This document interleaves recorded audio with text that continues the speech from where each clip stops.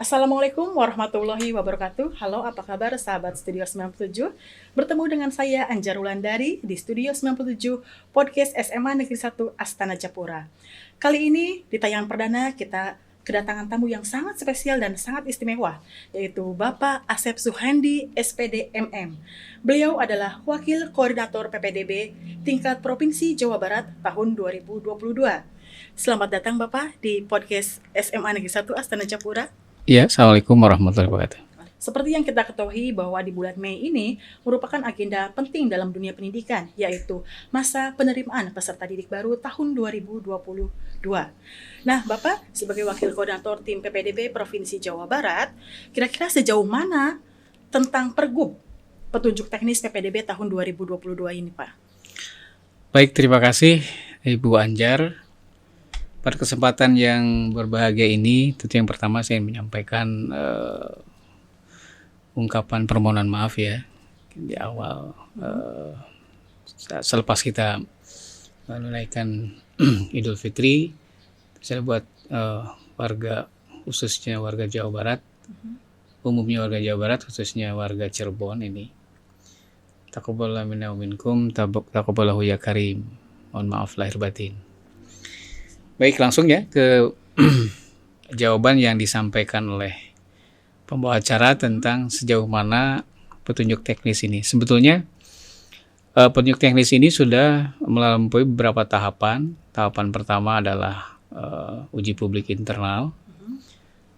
Tahapan kedua adalah uji publik eksternal. Itu dilakukan secara maraton ketika kita selama bulan Ramadan kemarin, dan sudah mendapatkan approve dari Pemda Provinsi tingkat 1 Jawa Barat, dan sekarang sedang berada di Kemendagri untuk mendapatkan disahkan dalam lembaran negara.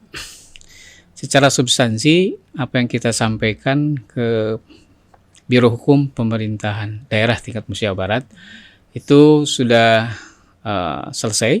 Artinya kenapa demikian? Karena petunjuk teknis yang tahun sekarang tidak terlalu jauh dibanding dengan tahun kemarin, hanya beberapa perubahan saja. Di saat ini sedang ada di Kemendagri untuk menunggu pengesahan, dan insya Allah pada mungkin akhir Mei ini sudah ini.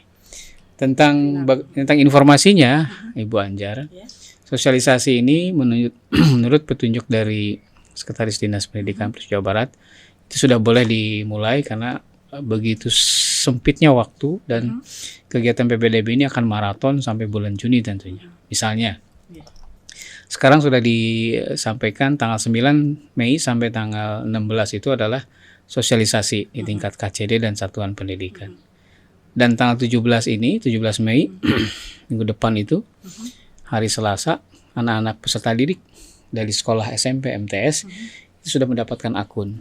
Nah, jadi kegiatan sosialisasi tentu kami berterima kasih karena kami butuh dukungan dari setiap unsur ya, dari pers ya, dari sekolah, mobil khusus, tentu tayangan-tayangan yang sifatnya memberikan sosialisasi seperti ini. Jadi terima kasih. Dan masih terkait dengan jawaban tadi, jadi peraturan gubernur yang sekarang sedang menunggu nomor dari Kemendagri ini itu secara substansi tidak terlalu jauh perubahannya dibanding dengan Peraturan Gubernur Jawa Barat nomor 29 tahun 2021 tentang petunjuk teknis peserta didik, penerimaan peserta didik baru pada SMA, SMK, SLB. Pada dasarnya yang disampaikan ini sudah ada termaktub dalam permen yang akan keluar tadi, dan kami sudah diberikan izin untuk menyampaikan sosialisasinya agar tidak terlambat sampai ke peserta didik. Sementara itu. Ya, terima kasih Pak. Berarti memang PPDB ini merupakan sebuah kegiatan yang kompleks ya, sehingga semua komponen harus ada di dalamnya ya Pak. Nah, kemudian apakah ada perubahan tentang sistem zonasi Pak untuk tahun sekarang? Baik, tentang zonasi tidak ada perubahan, cuman ada beberapa kabupaten kota yang ada tambahan sekolah baru. Yang pertama itu berarti menginsersi masuk ke dalam beberapa zona. Ada juga yang tadinya beberapa zona menjadi satu zona. Pada prinsipnya sebetulnya kalau zonasi kan terkait dengan keberadaan atau posisi peserta didik. Jadi pada dasarnya secara aplikasi itu tidak ada perubahan yang akan merubah secara total, hanya tentu saja penamaan yang dulunya 1 zonasi menjadi 2 zonasi atau sebaliknya. Tetapi jumlah sekolah relatif sama, kecuali di beberapa daerah ada penamaan sekolah-sekolah baru.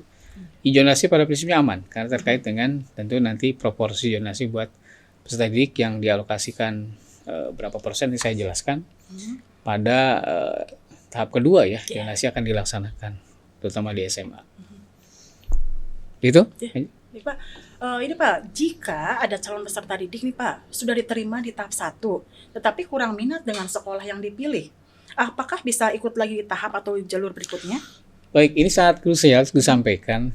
Ketika peserta didik dinyatakan diterima, apakah di pilihan 1 atau pilihan 2, dan peserta didik tersebut tidak menyatakan mengundurkan diri, ini secara aplikasi, saya bicara secara sistem aplikasi, itu dianggap dia masih ada pada posisi diterima di SMA atau di SMK sebelumnya. Jadi dia tidak bisa melanjutkan ke tahap kedua, karena aplikasi akan menguncinya. Himbauan kami adalah sesuai dengan petunjuk Ombudsman bahwa sekolah yang dituju SMA SMK atau SMA LB itu memastikan bahwa anak itu yang daftar dari kuota yang disediakan masuk semua. Jika ada 1-2 yang belum mendaftar, mau jemput bola gitu. Karena kasihan barangkali orang tuanya sibuk, lupa atau tidak sempat membuka informasi. Jadi khawatir dia padahal sebetulnya misalkan memundurkan diri di sekolah yang sebelumnya ingin masuk ke tahap kedua dengan sistem yang berbeda, apakah zonasi atau nilai rapot, maka harus menyatakan diri mengundurkan diri di sekolah yang diterima tersebut. Ini penting karena khawatir peserta didik merasa tidak boleh sekedar hanya daftar diterima terus pergi gitu. Harus melaporkan kalau diterima. Itu bentuk komitmen bersama. Jadi dihimbau pada peserta didik orang tua untuk memperhatikan apabila tidak diambil atau tidak daftar ulang pada saat ditentukan, maka dianggap yang bersangkutan masih di sekolah itu dikunci. Nah, ini penting. Maka perlu datang ke sekolah yang bersangkutan untuk menyatakan bahwa anak peserta didik yang ini mengundurkan diri di sekolah tersebut. Dan nanti tentu saja sekolah yang dituju akan menghapuskan nama tersebut sehingga nanti kuotanya akan dilimpahkan ke kota yang tahap kedua atau zonasi. Gitu ya. Iya, Pak. Nah, Pak, bagaimana caranya jika dalam perjalanannya itu ada orang tua yang ingin mengadu tentang ketidakpuasan dalam pelaksanaan PPDB tahun 2022 ini? Baik, saya jawab tadi tentang mekanisme pengaduan ya. Iya, betul, Pak. Sebetulnya mekanisme pengaduan sudah disampaikan secara luas ke masyarakat, tapi perlu diulang oleh saya. Ada 3 level pengaduan. Alur pengaduannya adalah ada pengaduan 1, pengaduan 2, pengaduan 3. Kalau pengaduan 1 itu adanya di satuan pendidikan, di mana masalah yang bisa dihadapi atau bisa diselesaikan di tingkat satuan pendidikan oleh panitia tingkat satuan pendidikan, seksi pengaduan ya. Ini apa saja? Yang pertama adalah masalah kelengkapan administrasi. Ini menjadi tanggung jawab di di satuan pendidikan. Hingga panitia, terutama verifikator, itu harus jeli di sini. Kalau kelengkapannya belum memenuhi. Yang kedua, kesalahan input data. Salah mengupload, salah menuangkan angka. Yang ketiga, penetapan titik koordinat. Ya masih misalkan ketika peserta didik menyebutkan titik koordinat A, tapi ketika diverifikasi ternyata berbeda. Yang berikutnya, kesulitan akses aplikasi, apakah jaringan internet, dan daftar ulang. Nah, persoalan itu ada pada tingkat satuan pendidikan, Bu Anja. Jadi kalau ada persoalan yang saya sebutkan tadi, itu nggak usah ke KCD, gitu. Bisa diselesaikan di tingkat satuan pendidikan. Level kedua adalah level pengaduan pada level KCD atau kantor cabang dinas pendidikan wilayah. Apa saja? Yang pertama adalah masalah pendaftar dari luar provinsi. Kalau kita kan Cirebon ya, dekat Jawa Tengah. Nah, ini bukan urusan sekolah, baik sekolah asal maupun sekolah yang dituju, misalkan mau ke SMA Astana Japura gitu misalnya. Tetapi akunnya itu dapat dibantu oleh helpdesk atau operator tingkat cabang dinas. Jadi bagi yang lintas provinsi, Pak Anjar. Yang kedua bagi lulusan yang tahun kemarin, itu pun bisa dibantu oleh pihak KCD. Karena mereka harus punya akun ya. Kalau SMP yang aktif, SMP di wilayah Provinsi Jawa Barat, apalagi Cirebon, itu akan mendapatkan akun. Tapi bagi siswa di luar provinsi, kita tidak tahu kan, dia butuh akun. Mereka harus mendaftar. Dan anak atau peserta didik yang tahun kemarin tidak ikut, masih punya kesempatan untuk diberikan akun untuk ikut serta dalam PPDB ini. Itu penyelesaiannya terkait yang tadi ada di cabang dinas. Kemudian tentang zonasi, misalkan ada hal terkait zonasi yang perlu disampaikan atau ada kesalahan, maka level tentang zonasi ini pihak KCD yang menyelesaikannya. Berikutnya gangguan IT di satuan pendidikan boleh dibantu oleh KCD. Misalkan di SMA yang ditujunya trouble, maka kita bisa membantunya. Kemudian pelanggaran di tingkat satuan pendidikan, misalkan terjadi pelanggaran di SMA X tertentu terkait dengan layanan dan ininya, maka tentu saja tim pengadu nggak bisa ngaduin ke sekolahnya kan, tapi mengadukan sekolah ini ada sesuatu untuk diselesaikan di KCD. Itu level kedua, Bu. Terakhir adalah level ketiga. Apabila level ketiga ini di mana diselesaikan? Di tingkat provinsi. Di Dinas Pendidikan Provinsi, apa saja? Yang pertama, terkait dengan apabila ada aduan dari OPD lain. Apakah dari Dinsos, bahkan di Sdukcapil, atau OPD yang lain. Terus pelanggaran di tingkat KCD. Bisa jadi ada pelanggaran di tingkat KCD kan? Maka solusinya bisa diangkat di tingkat Provinsi Jawa Barat. Atau terkait dengan kuota, itu adalah urusan pengaduan terkait tadi yang sampaikan untuk diselesaikan di tingkat Provinsi Jawa Barat. Jadi ada job desk masing-masing untuk penyelesaian begini, sehingga nanti sekolah juga tidak direpotkan oleh banyak hal. KCD juga sudah tahu lingkup penyelesaiannya sampai tingkat provinsi. Nah, yang terpenting adalah waktu pengaduan nih. Pengaduan tersebut itu paling tidak harus disampaikan 3 kali 24 jam. Misalkan terjadi kesalahan teknis atau pelanggaran, maka 3 kali 24 jam, tidak boleh lebih, itu disampaikan. Apakah ke sekolah, ke KCD, atau ke provinsi. Karena pada tahap itu, kita juga berharap belum ada verifikasi ya. Kalau sudah verifikasi final, apalagi pengumuman, udah bisa kan. Ketika hari itu ada pelanggaran atau trouble di tingkat satuan pendidikan, KCD maupun provinsi, maka 3 kali 24 jam. Dan apa yang perlu dibawa tadi pertanyaannya?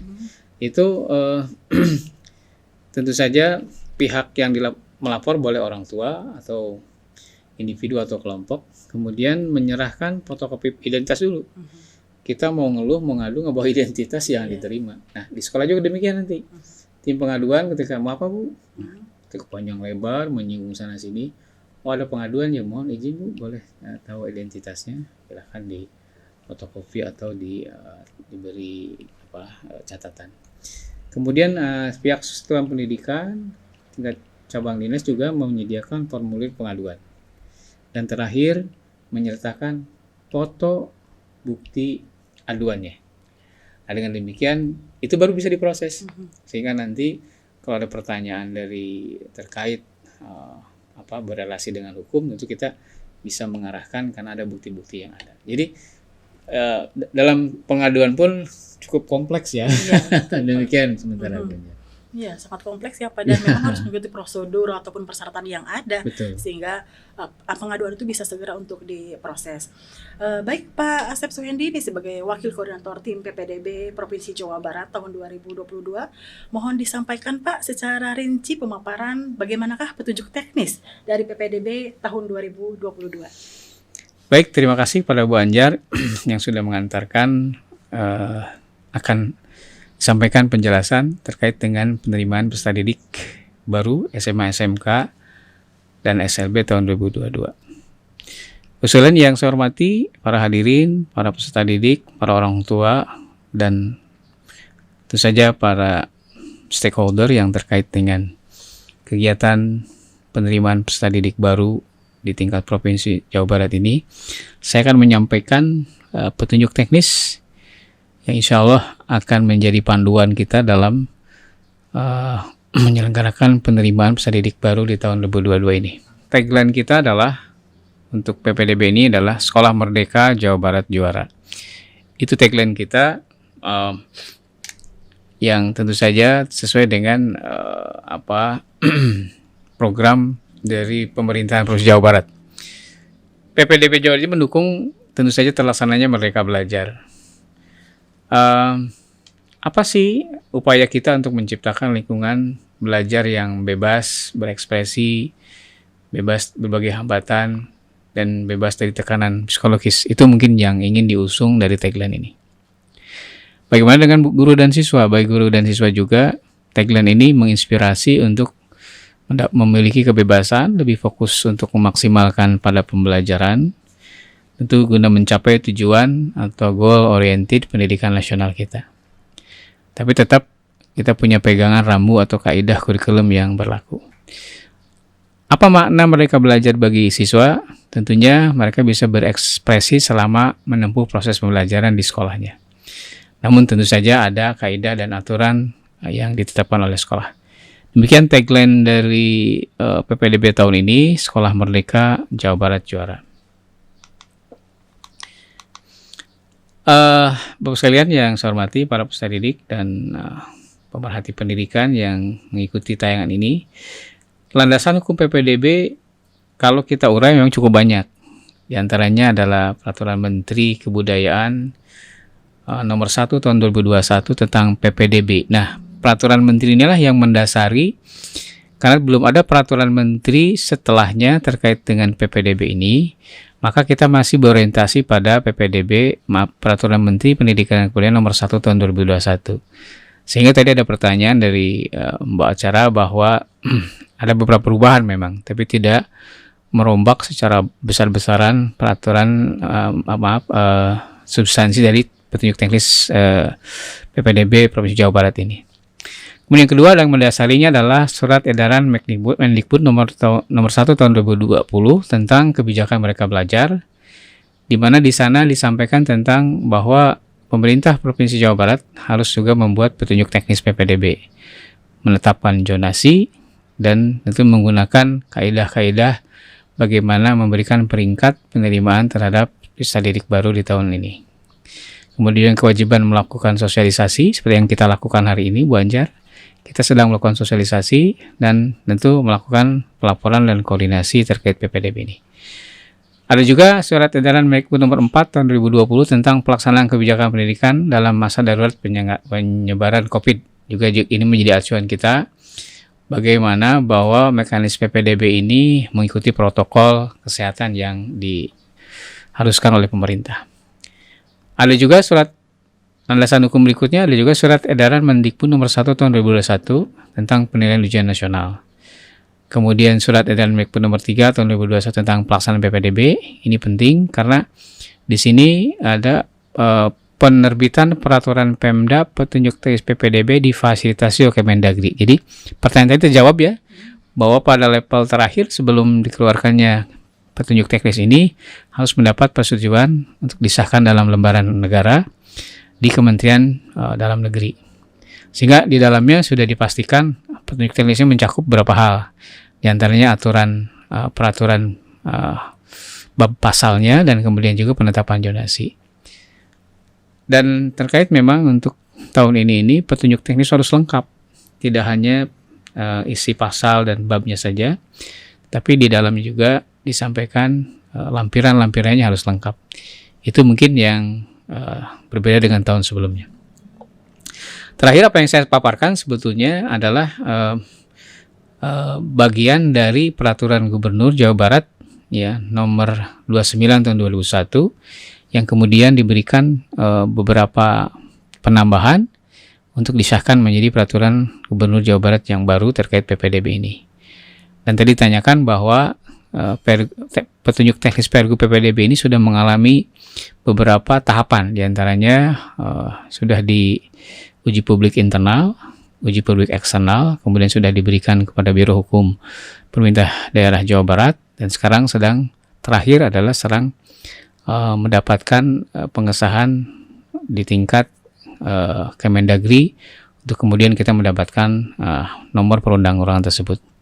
Terakhir adalah bahwa tentu saja surat edaran menteri terkait pelaksanaan PPDB ini. Sekalian, pelaksanaan PPDB ini singkatnya sebetulnya harus memiliki beberapa kaidah. Yang pertama adalah objektif, akuntabel, dan transparan. Jadi harapannya kita tahun ini lebih fokus ya pada pelaksanaannya harus transparan, harus bisa diakses oleh semua pihak. Kemudian objektif ya, dalam penerimaan tidak lagi ada, tentu saja ada unsur subjektivitas, dan secara depan masyarakat itu bisa dipertanggungjawabkan atau akuntabel.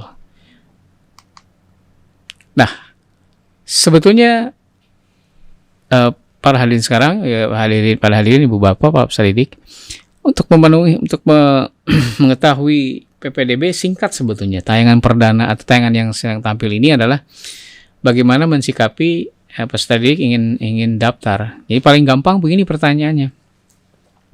Kalau ada orang tua dan peserta didik datang ke kita, ke sekolah asal, ke sekolah tujuan, gampang, tanyakan saja apakah dokumen persyaratan sudah dipenuhi. Lihat bagian biru ini tentang dokumen persyaratan umum.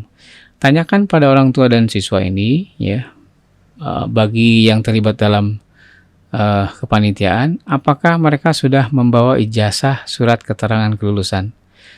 Sebab nanti pada pelaksanaannya, apakah akan menginput sendiri, melakukan registrasi sendiri, atau dibantu oleh pihak sekolah. Maka persyaratannya siapkan ijazah, surat keterangan lulusan, kemudian akte kelahiran, kartu keluarga, domisili minimal 1 tahun, atau sudah punya KTP, kemudian buku rapot, semester 1 dan 5, dan surat tanggung jawab mutlak orang tua. Poin ini penting, kalau ini sudah dipenuhi oleh peserta didik, atau orang tua yang bertanya pada kita, maka sudah langkah pertama sudah lancar ya. Langkah kedua, tanyakan pada orang tua atau peserta didik itu mau ngambil jalur apa. Karena dalam PPDB ini ada beberapa jalur ya. Ada jalur KITM bagi keluarga ekonomi tidak mampu, ada jalur domisili atau afirmasi, mohon maaf, ada jalur afirmasi, ada surat tugas, ada juga melalui dengan jalur prestasi. Jadi tanyakan pada anak apakah akan mengikuti pendaftaran dengan jalur KITM, apakah akan mengikuti afirmasi berdasarkan korban bencana alam misalnya, dan mendapatkan surat keterangan domisili, apakah akan mengikuti jalur perpindahan orang tua, apakah akan mengikuti melalui jalur prestasi. Nah, pertanyaan ini penting karena kalau sudah pertanyaan disampaikan pada peserta didik, maka dia harus mengambil satu opsi tentunya kan. Nah, kita lanjutkan. Jika peserta didik akan mengikuti membutuhkan keterangan domisili misalkan, karena tentu saja kalau kita ngikutin PPDB ini ada yang jalur zonasi ya berdasarkan titik koordinat, ada jalur afirmasi, ada jalur yang lain. Kepentingannya adalah kenapa kakak ini penting? Karena nanti ada pertanyaan tentang domisili anak akan mengikuti di zona mana. Jadi tidak bisa serampangan zona A lompat ke zona C misalnya, karena akan terkait dengan tempat tinggal, kemudian jarak koordinat. Ada pertanyaan yang masuk setiap tahun, diantaranya adalah jika kakak yang belum 1 tahun, mungkin kakaknya baru karena ada perubahan formasi keluarga, ada yang meninggal misalnya, atau ada yang sudah berumah tangga dan berbeda kakaknya, maka perubahan kakak ini yang meninggal dunia, kelahiran dan sebagainya ini dapat melampirkan surat keterangan RW yang di dalamnya menerangkan bahwa lamanya berdomisili. Ini berdasarkan surat edaran Kemendagri. Jadi patokannya adalah sebetulnya untuk kakak ini 1 tahun ya. Tapi ada orang tua yang mengatakan bahwa dia lebih dari 1 tahun, sementara dalam keterangannya kurang dari 1 tahun, maka membutuhkan surat keterangan tambahan. Ini pegangan kita ya di kepanitiaan Bu Anjar terkait dengan surat edaran Kemendagri yang menyatakan tentang pentingnya penerbitan KK baru yang dilegalisasi oleh keterangan tambahan RT RW. Kemudian jika menumpang alamat, ini problem juga. Calon peserta didik tidak berdomisili dengan orang tua wajib dilengkapi surat pernyataan tidak keberatan dari pemilik rumah. Ini ada Permendagri 109 tahun 2019 yang terkait penumpang orang peserta didik yang menumpang di satu KK. Ini wajib menyatakan tidak keberatan. Berikutnya adalah dikonsolidasi dari mungkin apakah sudah sinkron dengan data kependudukan di pusat. Nah, problemnya adalah ketika identitas kependudukan, maka patokan dari kepanitiaan tentu merujuk kepada data warehouse yang dimiliki oleh Dukcapil, sehingga urusan terkait dengan kependudukan bukan urusan sentral yang bisa diselesaikan sekolah. Kita bisa meminta bantuan di Dukcapil tingkat kabupaten kota. Berikutnya, bagaimana dengan yang ingin keluarga atau peserta didik yang menempuh jalur KETM?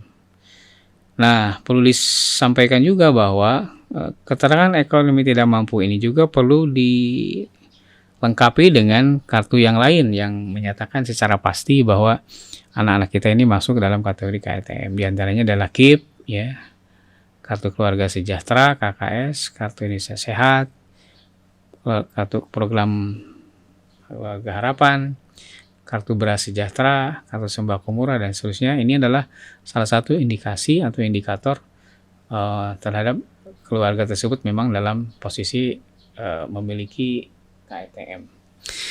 Kemudian poin 2 adalah bagi para peserta didik yang mengikuti jalur KETM ini, mereka harus terdaftar di data terpadu kesejahteraan sosial, ya, sehingga pihak sekolah nanti tahu bahwa yang bersangkutan masuk data terpadu ini. Kemudian juga bisa mendapatkan keterangan tambahan tidak mampu dari kelurahan untuk ditindaklanjuti dengan visitasi dari panitia PPDP dalam satuan pendidikan. Nah, ini penting karena bertambahnya jumlah KETM itu setiap tahun bertambah. Untuk memastikan ada dalam data terpadu, maka tentu saja pihak sekolah bisa melakukan visitasi.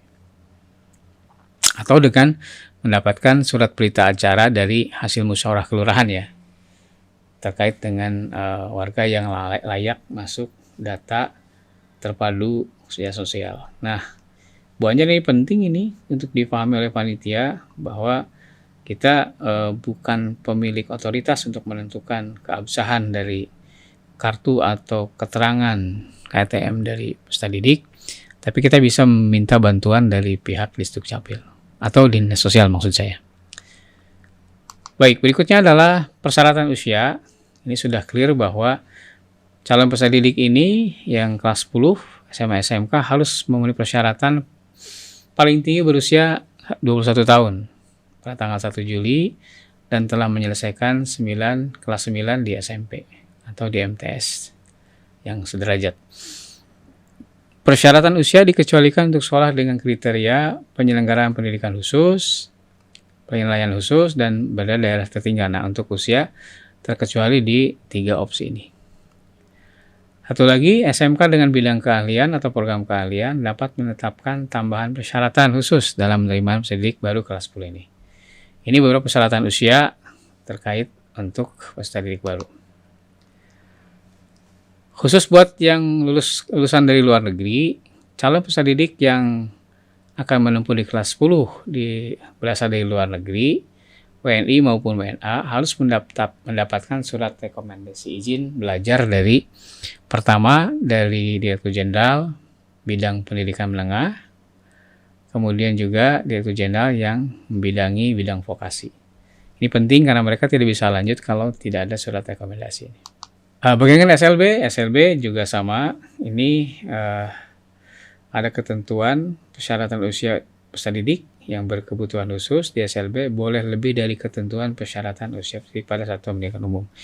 Jadi keistimewaan buat di SLB itu tidak ada penetapan usia yang tadi di angka 21, ya, masih diberikan kelonggaran tentang usia. Kemudian terpenting di SLB adalah poin 3, bahwa peserta didik dari SLB ini wajib memiliki hasil penilaian khusus dari pakar tenaga medis terkait dengan pusat pelayanan pada SLB tentang kekhususan dari anak tersebut ya, peserta didik tersebut. Nah, inilah poin-poin penting yang terkait dengan persyaratan peserta didik di SLB. Pada tayang berikutnya ini ada tentang kuota. Kita bahas secara ringkas bahwa di SMA ini kuota itu akan terbagi menjadi kuota prestasi, perpindahan tugas, afirmasi, dan zonasi. Ini berdasarkan penunjuk teknis Pergub yang sudah ditetapkan bahwa terbesar untuk SMA adalah zonasi 50%, kemudian prestasi 25%, dan afirmasi 20%. Perpindahan tugas 5%. Bagaimana dengan SMK? SMK terbanyak adalah prestasi rapot sejumlah 60%, ditambah prestasi kejuaraan 5%, afirmasi 20%, prioritas terdekat 10%, dan perpindahan tugas orang tua 5%. Nah, di SMK ada istilah prioritas terdekat sejumlah 10%. Jalur PPDB SMA dan kuota. Perlu dipahami nanti bahwa jalur di awal disampaikan untuk jalur PPDB SMA ini ada 4 pilihan ya. Siswa bisa memilih pilihan pertama zonasi, yang kedua afirmasi, yang ketiga perpindahan orang tua atau anak guru, dan yang terakhir ada prestasi. Nah, di level afirmasi yang 20%, ini akan terbagi menjadi afirmasi KTM 12%, dan ABK bisa mengikuti seleksi untuk SMA pada umumnya, itu 3%. Kemudian pada kondisi tertentu 5%. Yang dimaksud dengan kondisi tertentu adalah kondisi para petugas di garda terdepan di COVID-19. Kemudian prestasi yang 25%, sisa kuota dari zonasi, afirmasi, dan kepindahan itu akan di breakdown menjadi 2. Ada nilai rapot dan kejuaraan akademik. Tentang proporsi nanti kita lihat di slide berikutnya. Nah, satu hal yang penting adalah setiap sekolah harus membuat prosedur operasional standar atau POS. Setiap SMA SMK menginformasikan dan harus mengunggah di website apa yang menjadi konten atau isi POS masing-masing sekolah. Di antara yang disampaikan, yang pertama harus muncul profil sekolahnya, dan yang kedua adalah tentang informasi PPDB di sekolah tersebut. Jadi sekarang ini setiap sekolah diwajibkan untuk mengunggah POS, prosedur operasional standar sekolah dalam PPDB ini. Di dalamnya ada profil. Yang kedua adalah informasi lengkap tentang PPDB. Di antaranya daya tampung, bagaimana mekanisme pendaftarannya, apa persyaratannya, bagaimana mekanisme seleksinya, dan seperti apa pengumumannya, masuk tanggal di dalamnya, kemudian apa saja syarat daftar ulang, kemudian kalau terkait dengan layanan pengaduan, tentu kita memberikan nomor kontak pejabat pengelola informasi dokumentasinya. Ini biasanya yang bertugas nanti di layanan pengaduan. Dan tentu saja berbagai informasi yang bisa dihubungi di sekolah tersebut disampaikan dalam pos sekolah masing-masing. Terkait dengan afirmasi. Afirmasi itu ada 3 hal. Yang pertama 12% KTM, 3% untuk ABK. Di dalamnya ada disabilitas tertentu, cerdas istimewa, dan bakat istimewa masuk di dalamnya. Yang ketiga adalah kondisi tertentu 5%. Jumlahnya berarti sekitar 20% afirmasi. Jadi ketika bicara afirmasi, kita akan membicarakan 3 hal ini. KTM, ABK, dan kondisi tertentu. 5% kondisi tertentu apa? Adalah layanan PPDB yang ditujukan bagi masyarakat yang terdampak kondisi tertentu. Dalam hal ini, petugas penanganan COVID, korban bencana alam atau sosial lainnya, yang dapat mengganggu kelancaran PPDB putra-putrinya. Jadi mendapatkan proporsi 5% bagi peserta didik yang mendapatkan gangguan kelancaran dalam PPDB. SMK bagaimana? SMK juga sama, ada distribusi prosentasinya. SMK bisa melalui jalur afirmasi 20%, di mana di dalamnya ada KTM, ABK, dan kondisi tertentu. Bisa melalui prioritas terdekat 10%, bisa melalui perpindahan tugas orang tua 5%, prestasi 65%, terbagi 2, melalui nilai rapot 60%, dan untuk kejuaraan 5%. Dan dalam nilai rapot nanti ada ketentuan tambahan tentang persiapan kelas industri. Sekitar 35%, dan yang lainnya diberikan nilai rapot ini untuk pilihan jurusan umum di luar kelas industri. Ini adalah beberapa layanan pendaftaran, bisa diakses oleh semua pihak, ya. Ada catatan mungkin waktu di sini, bahwa nanti kalau yang daftar lewat daring tentu dilayani sampai jam 8 pagi sampai jam 8 malam. Sementara yang luring langsung ke sekolah asal atau dibantu dengan sekolah tujuan itu layanannya sampai jam 2. Jadi jangan sampai malam-malam datang ke sekolah. Baik, kita lihat tahapannya. Tahapan pertama itu tanggal 6 sampai 10 Juni itu akan dilaksanakan jalur afirmasi tahap 1 maksudnya. Di tahap 1 tanggal 6 sampai 10 ini akan diadakan jalur afirmasi, perpindahan tugas, prestasi, nilai rapot, dan kejuaraan. Demikian juga SMK, jalur afirmasi, prioritas terdekat, perpindahan tugas, prestasi, kejuaraan, dan persiapan kelas industri. Nah, apabila para siswa tidak lolos pada tahap 1 ini, bisa mengikuti tahap kedua. Nah, kalau SMA akan mengikuti jalur zonasi, sementara kalau SMK akan mengikuti jalur prestasi rapot umum yang 65% ya, tadi disampaikan. Ya, 60% ya. Nah, sekalian, jika tidak lolos di tahap 1, para peserta didik dapat mengikuti tahap kedua. Jika diterima di tahap 1, wajib melaporkan ke sekolah untuk daftar ulang. Sebab jika tidak diambil dan mengundurkan diri pada waktu daftar ulang di sekolah penerima, jika tidak mengundurkan diri maksud saya, maka sistem akan mengunci, akan menganggap pendaftar itu tidak boleh mengikuti tahap kedua, karena di tahap 1 dianggap menerima pilihan yang di tahap satunya. Terakhir adalah jadwal persiapan. Di jadwal persiapan ini kita akan membacakan secara cepat. Esensinya, sosialisasi akan dilaksanakan tanggal 9 sampai 16 Mei. Maka tanggal 17 Mei 2022 serentak nanti akan pembagian akun ke sekolah SMP MTS asal untuk diberikan kepada pihak peserta didik.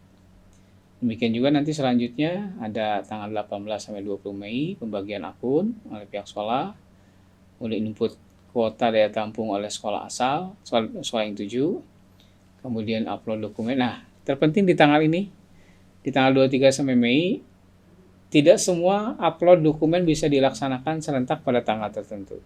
Ada tanggal-tanggal yang bisa kita lakukan penguploadan data. Di antaranya tanggal 23 Mei sampai 5 Mei, bisa mengupload dokumen khusus, ya, prestasi, piagam, kepindahan, surat tugas, dan seterusnya. Kemudian juga di tanggal yang sama bisa mengupload nilai rapot semester 1 sampai semester 5. Nah, ini adalah kegiatan-kegiatan penting di jadwal persiapan yang harus diketahui oleh peserta didik. Tanggal penting yang lainnya adalah terkait dengan nanti pendaftaran.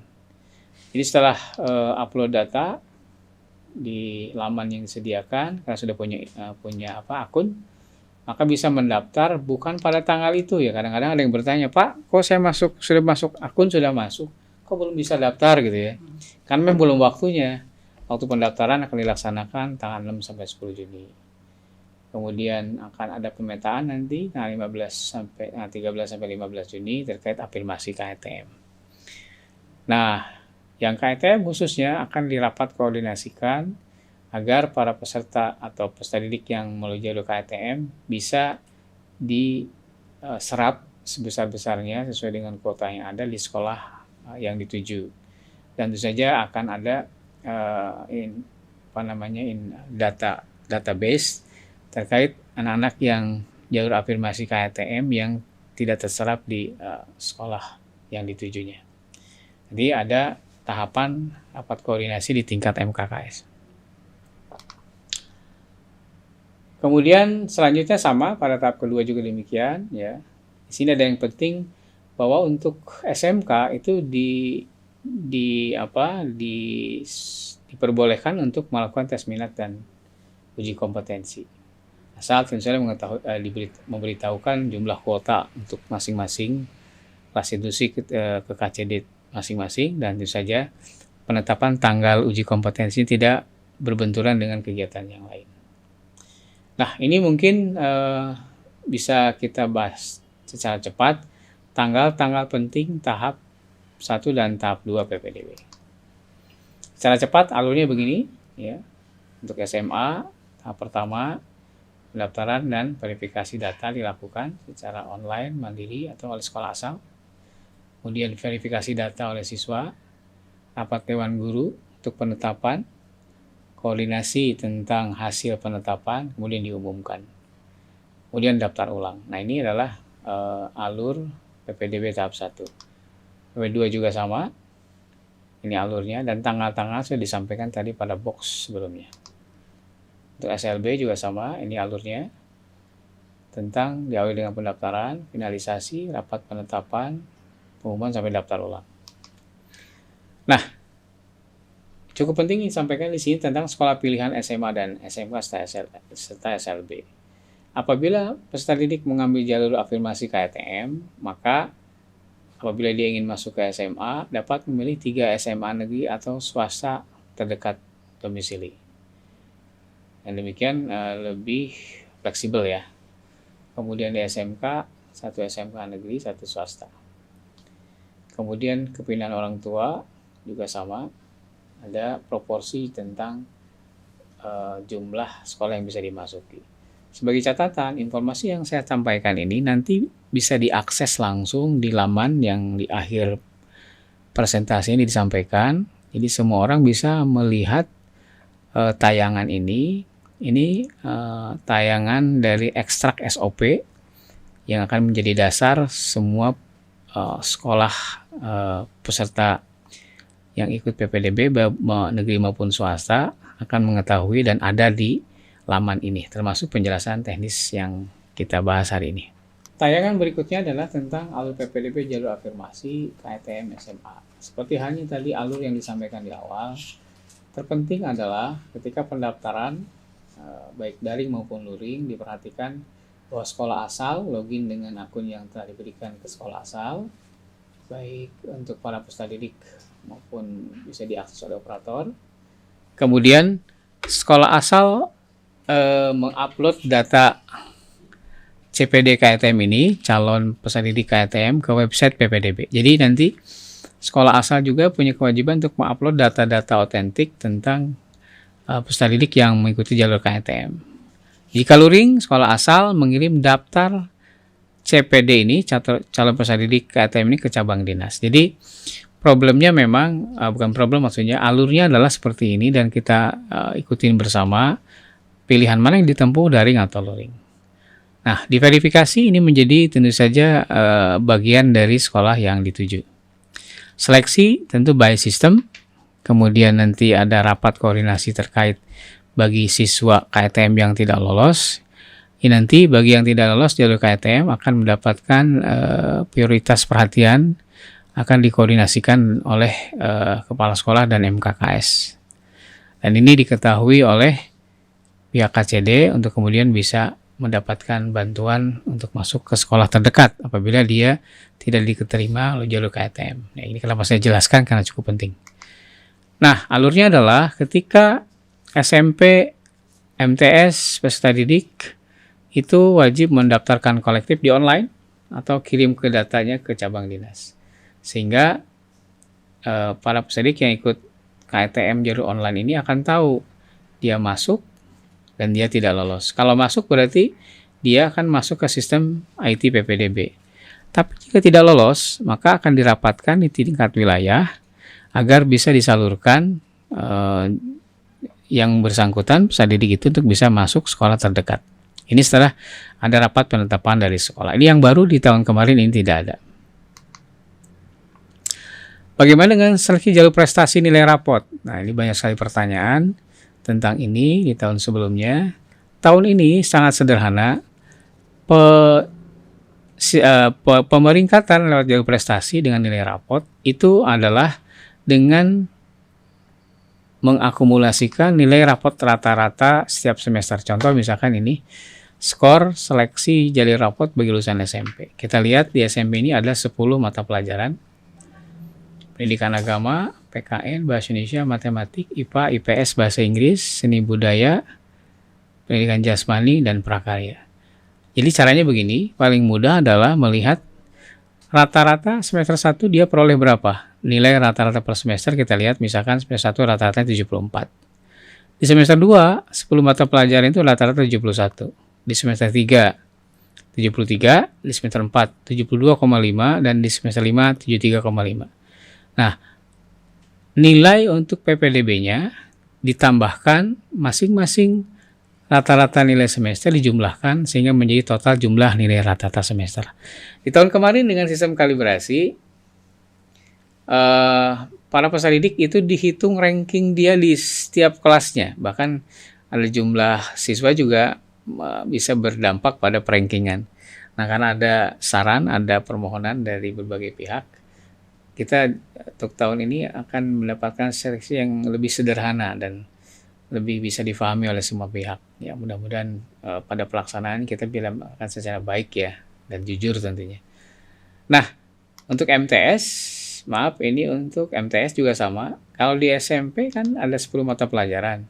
Di MTS itu kurang lebih ada 14 jumlah mata pelajaran di MTS, sama seperti tadi, nilai rata-rata per semesternya dihitung. Contoh ini, semester 1 72,86, semester 2 71,07, semester 3 72,14, semester 4 72,14, semester 5 72,50. Jika diakumulasikan, ini akan menjadi nilai total PPDB peserta didik sebanyak 360,71. Ini sebagai contoh saja. Jadi itu perbedaan dibanding tahun sebelumnya. Dan untuk keadilan dalam hitungan tentu jumlah di SMP dengan MTS menyesuaikan jumlah mata pelajaran untuk dirata-ratakan. Baik, satu hal tentang SMK. Di SMK itu dalam Pergub yang sekarang itu diperbolehkan untuk mengadakan uji kompetensi, tes minat dan bakat, serta tes kesehatan. Dan dilakukan bagi program keahlian tertentu.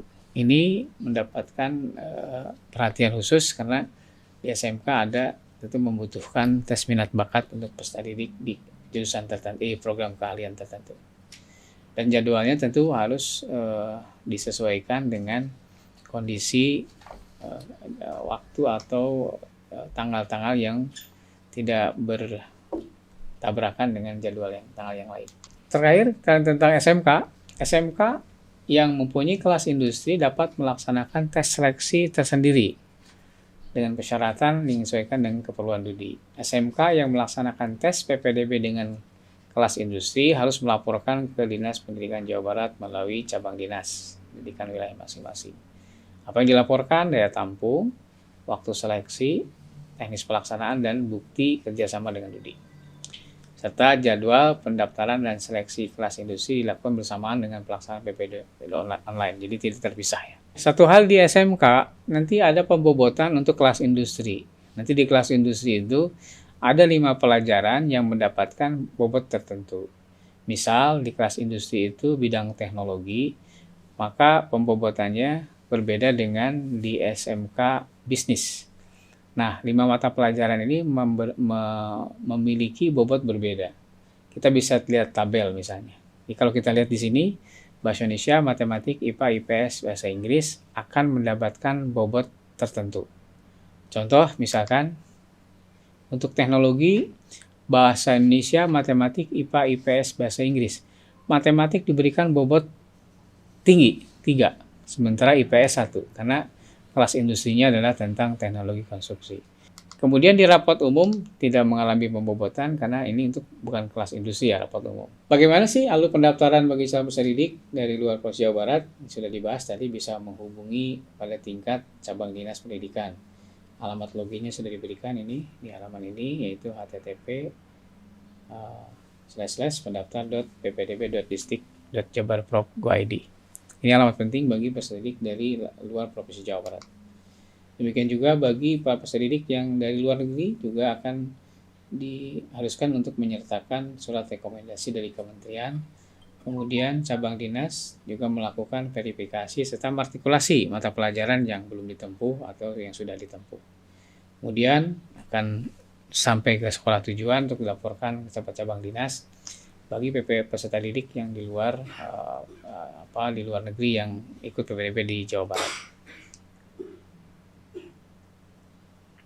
Terpenting tentang daftar ulang tadi dibahas bahwa daftar ulang itu harus menyiapkan beberapa dokumen.